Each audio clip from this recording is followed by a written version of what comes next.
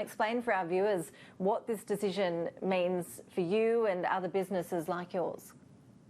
Well, when the announcement first broke about a week or so ago that this may happen, prices dropped pretty much 20% overnight.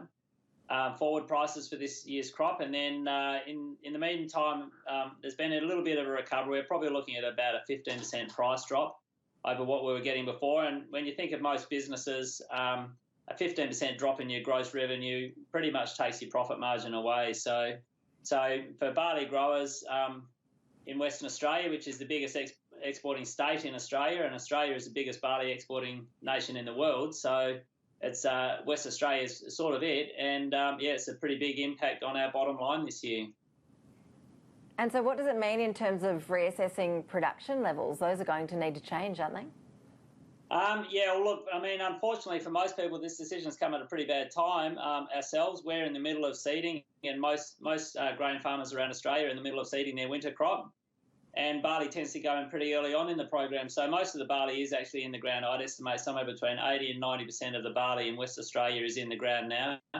So it is too late for us to be sort of chopping and changing. There'll be some small changes for people who haven't finished yet, including ourselves. But most people, the barley acreage is pretty set now. So it's a case of continuing to work with China through the government, through diplomatic channels to try to negotiate a change to this decision. But also escalating it with the World Trade Organisation through the disputes resolution process. And in the meantime, we've got to work really hard to try to gain some new premium paying markets for our barley for this coming harvest, because it is in the ground, so we're committed to growing it now. Well, we have heard a lot about the need to diversify and look towards other markets. Just how easy or difficult is that really to do, though, at this point?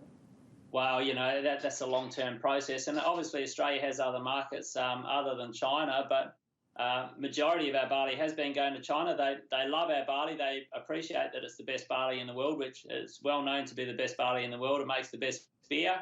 The Chinese like their beer like we do. So to be honest, I think the Chinese beer industry and the malt industry there is probably going to take this as hard as we do. They really needed our barley to bring the quality of their beer up. So we do have other markets, and we'll be working extra hard to try to shore them up this year. But it might not be a good time to go to China for the next year or two if you enjoy your beer, because I don't think it's going to taste as good. Everyone loses in this. There's not really any winners other than perhaps our competitors such as the US and the UK and Canada. So a fair bit of argy-bargy around all this. I think most people accept that this is part of something bigger. And unfortunately, the farmers in Australia, the grain farmers, have just got caught up in it like meat in a sandwich. How confident are you, Michael? And look, you know in this industry better than most. How confident are you that Australian barley isn't being dumped or subsidised, as the Chinese are alleging? Well, we strongly refute those claims, and we provided a lot of evidence to China, on exactly that, with our evidence that we haven't been dumping. Certainly in terms of subsidies, there is no, it's really just rubbish, the claims that we're subsidised here. Everyone knows that Australian farmers are the least subsidised in the world. In fact, we're not subsidised at all. One of the big claims of subsidies is that we get a subsidy on our fuel, which is misrepresenting the truth. We don't pay road tax, which is excise on diesel that goes into tractors, because we don't use it on the road. So that's not a subsidy. That's just not paying a tax that you shouldn't have to pay. So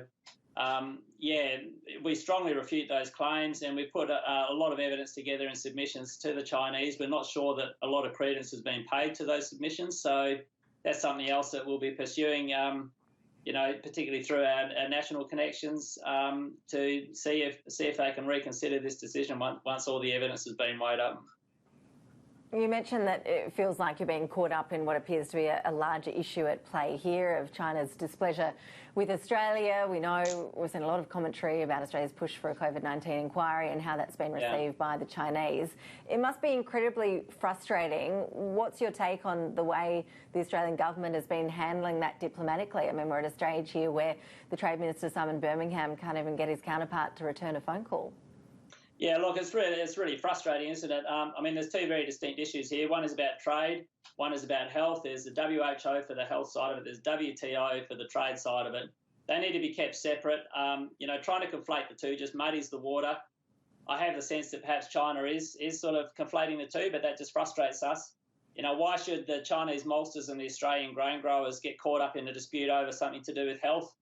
Australia is well within its rights to advocate for an inquiry into the COVID-19 under WHO rules, and China is well within its rights too, by the way, to complain about this anti-dumping complaint that they've filed through the WTO rules. There's processes for both of these things, and as parties to WTO, WHO. There's processes for working through them, but trying to muddy the waters by confusing the two, that there's no gain for anybody, the Chinese or for us, out of that. And all it does is just interferes with global trade, really. And there is this sense that there's other things going on, and that really this is just part of some bigger sort of trade reshuffling with China to reorganise who their preferred suppliers are and what relationships they have with different countries. But if that is what's happening, come clean on it. There's no point sort of saying it's about one thing when it's actually about something else.